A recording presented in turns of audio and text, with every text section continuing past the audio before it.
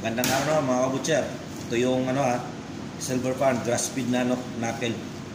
Yan o. Kita nyo yung ko, ganyan siya. Silver Farm beef knuckle. Yan, bali slice ko rin siya. Pang-display namin sa counter. Medyo maliit lang siya na baka ngayon. Yan o.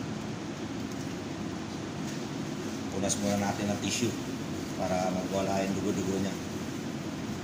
Bali, meron lang kukunin dito yung pinaka-joint niya dito. O, para maging solid yung karne niya. Yan o. Kita nyo yan.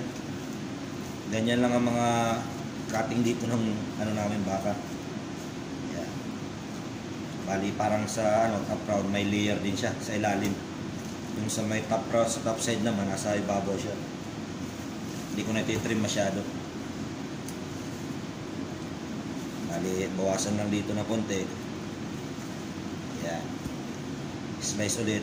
Mga hindi umabot ng 1 inch. Ganun ang sukat namin dito. Yan. Bali, kukuha ko ng 3 lang. Pag makita nyo yan, tingnan nyo. Yan. Bali, 3 slice.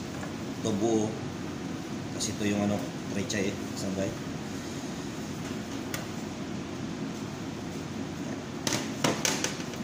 Pakita ulit kung paano i-display.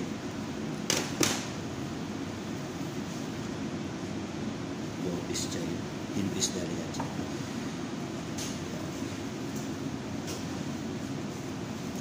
Yan. Ganyan ang itsura niya. Yan. Mas baliktad. Okay. Hanggang dito na lang.